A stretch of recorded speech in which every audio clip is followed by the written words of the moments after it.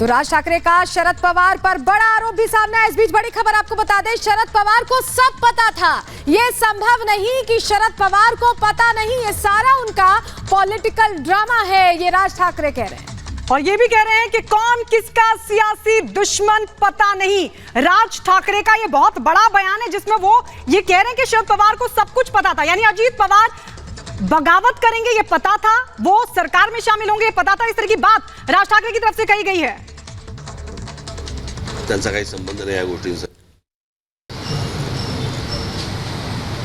त्यांचा काही संबंध नाही या गोष्टींचा वगैरे। दिलीप वळसे पाटील, प्रफुल्ल पटेल, छगन भुजबळ वगैरे वगैरे आहे, हे असेच जाणार नाहीत। हे पाठवल्याशिवाय म्हणजे मला उद्या पवार साहेबांच्या कन्या सुप्रिया पवार ह्या मला मंत्री केंद्रामध्ये मंत्री झाल्या तरी मला आश्चर्य वाटणार नाही। मला काही कशाला काही सोयीसुद्धाच राहिलेलं नाही। हे सगळं बैठकी पॉलिटिकल ड्रामाच पाहतोय ना आपण सगळा। या सगळ्या गोष्टींची सुरुवात सकाळच्या पहाटेच्या शपथविधीने झाली, मग शिवसेना काँग्रेस एनसीपी झालं। म्हणजे आता शत्रू कोण मित्र कोण काय कशाला महाराष्ट्रामध्ये काही राहिलेलंच नाही।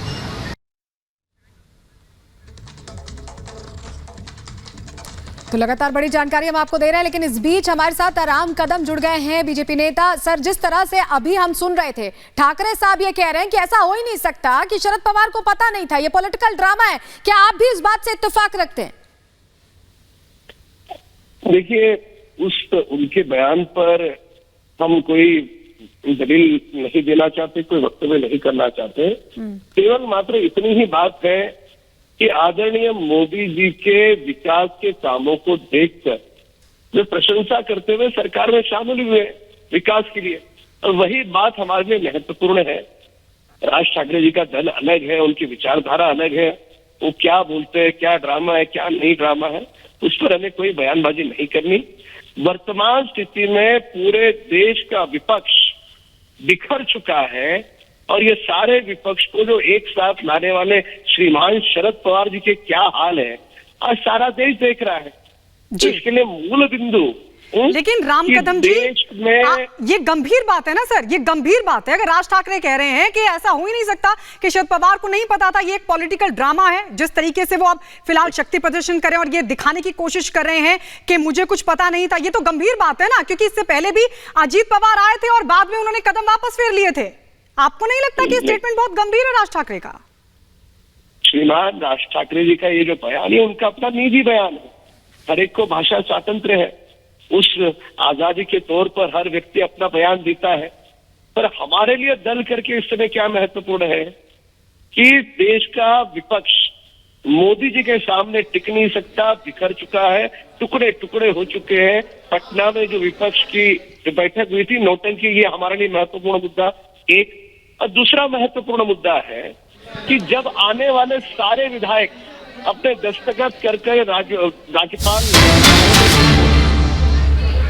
जी बिल्कुल राम कदम जी, बहुत बहुत शुक्रिया। लेकिन इस बीच एक और बड़ी खबर आपको बता दें, दिल्ली के एनसीपी दफ्तर से प्रफुल्ल पटेल की फोटो हटा दी गई है। प्रफुल्ल पटेल, जिन्हें हाल ही में कार्यकारी अध्यक्ष बनाया गया था, कई प्रदेशों की जिम्मेदारी उन्हें दी गई थी, लेकिन अब दफ्तर से उनकी फोटो तक हटा ली गई है। और आपको बता दें कि अजीत पवार के तेवर तो पहले से पता थे शरद पवार को, लेकिन प्रफुल्ल पटेल जो हर मुश्किल में उनके साथ रहे थे, प्रफुल्ल पटेल से उनको ये उम्मीद नहीं थी। और कल भी जब वो बयान दे रहे थे तो इस बात पर वो मुस्कुराए थे कि उनको तो जिम्मेदारी दी गई थी कि मना कर लाइए, वो खुद चले गए वहां पर।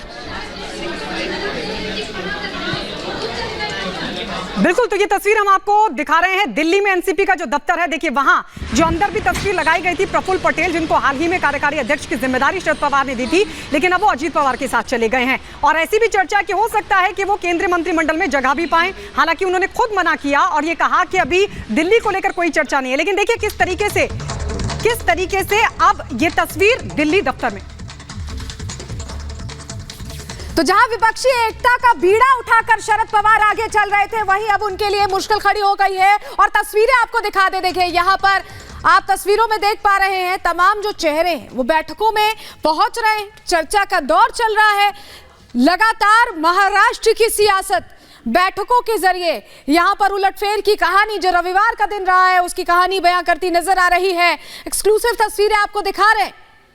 महाराष्ट्र में लगातार अजित पवार इससे पहले बैठक करते हैं, एमएनएस की बैठक होती है, उद्धव गुट भी बैठक बुलाता है, कांग्रेस भी बैठक बुलाती है। बैठक चल रही थी, वो बैठक खत्म हो चुकी है। अब यहाँ से कुछ और कार्यक्रम है। यहाँ से सर्किट हाउस जाने की जानकारी मिल रही है शरद पवार को। अभी भी उस कमरे के भीतर शरद पवार मौजूद है जहाँ पर बैठक हो रही थी। इस बैठक में करीब 40 से 50 लोग शामिल थे। बहुत ज्यादा बड़ी संख्या में लोग नहीं थे और इसीलिए रणनीति अब उन खास लोगों के साथ बैठकर सतारा में बनाई गई है शिक्षण संस्थान में कि आगे अब क्या करना है, किस तरीके से कदम उठाने हैं। बैठक से अब सभी लोग बाहर निकल रहे हैं इस वक्त और जैसे ही शरद पवार इस बैठक से बाहर निकलेंगे तो इसके बाद एक और कार्यक्रम है। समझिए एक के बाद एक बैक टू बैक लगातार शरद पवार कार्यक्रम कर रहे हैं, लोगों से मुलाकात कर रहे हैं जिससे कि वो किस तरीके से खुद को मजबूत कर सके इस पर बातचीत की जा रही है। देखिए शरद पवार इस बैठक से बाहर निकल रहे हैं। सर आगे क्या करेंगे सर?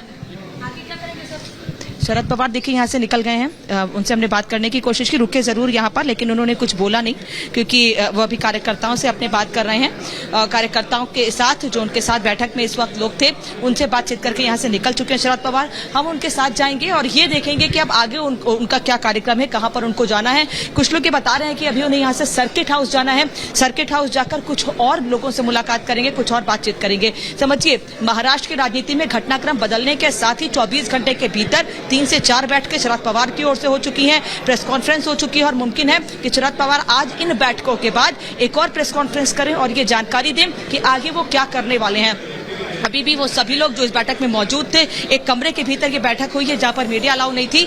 इस कमरे के भीतर बैठक हुई है और शरद पवार ने इन लोगों को ये बताया है कि पिछले दिनों क्या कुछ हुआ है। अजीत पवार से किन किन मुद्दों पर पिछले दिनों बातचीत हुई है, प्रफुल्ल पटेल से क्या कोई बातचीत हुई थी, ये सभी चीजें इस बैठक में जो खास लोग मौजूद थे उनको बताया गया है, उनसे डिस्कस किया गया है और उसके बाद आगे की रणनीति तैयार की जा रही है। हम अब शरद पवार के काफिले के साथ ही जा रहे हैं जहां शरद पवार यहाँ से निकलेंगे और मुमकिन है कि वो यहाँ से सर्किट हाउस जाएंगे जहां पर जाकर वो आगे कुछ और लोगों से मुलाकात करने वाले हैं। तो लगातार एक के बाद एक बैठकें हो रही हैं और इन बैठकों के बीच लगातार ये तय किया जा रहा है कि आगे करना क्या है।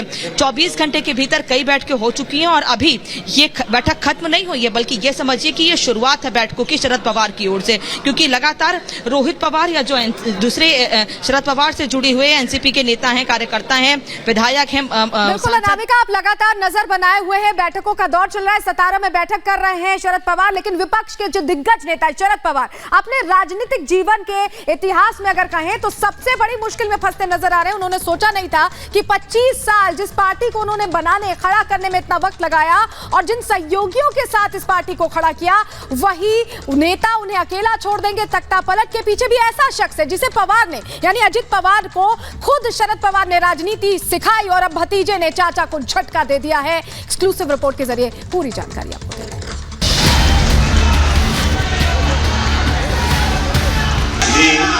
अजित अनंतराव पवार गांभीर्यपूर्वक दखल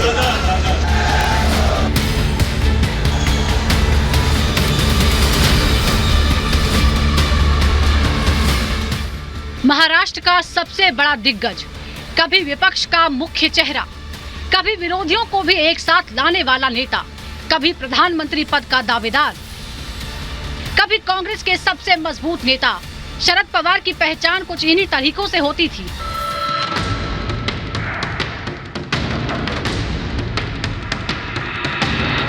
लेकिन देश के सबसे बड़े सियासी दिग्गज के तौर पर पहचान बनाने वाले शरद पवार आज मजबूर हैं। पवार को उनकी ही पार्टी के विधायकों ने अकेले छोड़ दिया है। भतीजे अजित पवार के साथ उनके बेहद करीबी रहे छगन भुजबल ने उनकी पार्टी तोड़ दी। यहाँ तक कि उनके साथ साई की तरह रहने वाले प्रफुल्ल पटेल ने भी पाला बदल लिया है। जोड़ तोड़ के माहिर खिलाड़ी रहे शरद पवार खुद ही जोड़ तोड़ की गणित के शिकार हो गए।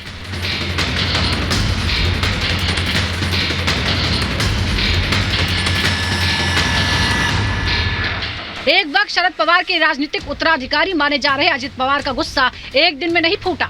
इसके पीछे एनसीपी में अजित को ठिकाने लगाने वाली घटनाओं की एक लंबी श्रृंखला है। बेटी सुप्रिया को एनसीपी की कमान देने के लिए शरद पवार बड़े ही करीने से अजित पवार को किनारे लगा रहे थे। चाचा भतीजे में मतभेद के बीज साल 2019 में ही पड़ने लगे थे। तब शरद पवार ने बीजेपी के साथ गठबंधन करने के अजित पवार के सुझाव को खारिज कर दिया था। माना जाता है कि एनसीपी में किनारे लगाए जा रहे थे अजित पवार, इसलिए सुप्रिया सूले को पार्टी का कार्यकारी अध्यक्ष बनाया गया था। अजित की जगह पोते रोहित पवार को ज्यादा तवज्जो दी जा रही थी। बीजेपी के साथ गठबंधन के मुद्दे पर चाचा से मतभेद गहरे हो रहे थे। यहाँ तक कि 2019 में अजित के फैसले से शरद पवार ने किनारा कर लिया था। देवेंद्र फडणवीस के साथ अजित की शपथ का खुलेआम विरोध किया था। इसके अलावा पार्टी में अजित के वफादारों को भी पार्टी में सम्मान नहीं मिल रहा था। पार्टी संगठन में अजित के विरोधियों को अहम पद दिए जा रहे थे। यहाँ तक कि साल 2019 लोकसभा चुनावों में बेटे पार्थ को काफी आनाकानी के बाद ही टिकट मिला था। एनडीए सरकार के गिरने के बाद अजित पवार पार्टी संगठन में अहम पद चाहते थे, लेकिन उन्हें नेता प्रतिपक्ष दे दिया गया। कहा जा रहा है कि शरद पवार की छत्रछाया में ही राजनीति का कटहरा सीखने वाले अजित अपने चाचा की चालों को समझ गए थे। इसलिए उन्होंने चाचा की आखिरी चाल चलने से पहले ही सियासी शतरंज पर शरद पवार को चेक एंड मेट कर दिया। लोकसभा आम्ही राष्ट्रवादी काँग्रेस पक्ष आणि घड्याळ ह्या चिन्हावर आणि त्या पक्षाच्या नावावरच निवडणुका लढवणार आहोत। सवाल यह है कि आखिर शरद पवार इतने कमजोर कैसे हो गए। इसके पीछे की मुख्य वजह मानी जा रही है बुजुर्ग शरद पवार का पुत्री प्रेम। बताया जा रहा है कि शरद पवार ने एनसीपी की कमान पूरी तरह से सुप्रिया को सौंपने का मन बना लिया था। अब आइए आपको समझाते हैं कि पवार फैमिली में कैसे रिश्ते बदलते रहे। शरद पवार शुरू में भतीजे अजित को महाराष्ट्र की राजनीति में प्रमोट कर रहे थे। एनसीपी में उनकी हैसियत नंबर 2 की रही। एनसीपी का काडर भी अजित को शरद का उत्तराधिकारी मानता था। शरद की इकलौती बेटी सुप्रिया सुले हमेशा राजनीति से दूर रही, लेकिन पिछले कुछ सालों में सुप्रिया सुले का कद अचानक बढ़ने लगा। सुप्रिया सुले को राज्यसभा और लोकसभा का सांसद बनाया गया। पार्टी की तरफ से सुप्रिया के बयान को ही अंतिम माना जाने लगा। शरद पवार ने खेलकर सुप्रिया को कार्यकारी अध्यक्ष बना दिया। युवा चेहरे के तौर पर रोहित पवार को प्रमोट किया जाने लगा। बहन सुप्रिया सुले को एनसीपी की कमान देने की कोशिश से भाई अजित पवार को अपना भविष्य समझ में आने लगा था। हालांकि इस तख्ता पलट के बाद भी पवार परिवार अपने आप से रिश्ते ठीक होने का दावा कर रहा है। सुप्रिया सुले ने खुद कहा कि इस सियासी हलचल का असर परिवार और भाई बहन के रिश्ते पर नहीं पड़ेगा। हम साथ में एक फैमिली की तरह रहे हैं और मेरे मन में उनके लिए हमेशा प्यार ही रहेगा। हमारे जो पर्सनल रिश्ते हैं वो एक जगह है।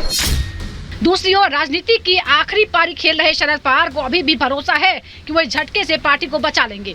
पवार ने कहा कि इस तरह की घटनाएं उनके साथ पहले भी हो चुकी हैं, लेकिन हर बार उन्होंने इन मुश्किलों को हरा दिया है। इस बार भी अपनी पार्टी को फिर से खड़ा कर लेंगे। भविष्य काळासाठी तुमच्या पक्षाचा आश्वासक चेहरा कुठला? शरद पवार। शरद पवार और सुप्रिया सुले एनसीपी पर फिर कब्जे की कोशिश कर रहे हैं, लेकिन फिलहाल एनसीपी की लड़ाई में अजित पवार भारी दिख रहे हैं। Bureau report, Republic Bharat. और इस वक्त की बड़ी खबर आपको बता दें, और बड़ी खबर ये कि फडणवीस के घर से निकल गए हैं विधानसभा स्पीकर राहुल नरवेकर। क्या बातचीत हुई फडणवीस के साथ, ये देखना होगा। स्पीकर हैं राहुल नरवेकर, जिनको अर्जी भी दी गई है। अजित पवार समेत जो तमाम विधायक मंत्री बने उनकी अयोग्यता की अर्जी भी दी गई है, उस पर भी फैसला होना है। हालांकि एमएलए भी है वो बीजेपी के, फडणवीस से मिलने के लिए पहुंचे और घर से निकलते हुए ये तस्वीर हम आपको दिखा रहे हैं। ये exclusive first and exclusive visual आपके सामने, जब फडणवीस से मिलने के लिए राहुल नरवेकर पहुंचे और उसके बाद अब घर से निकल रही है।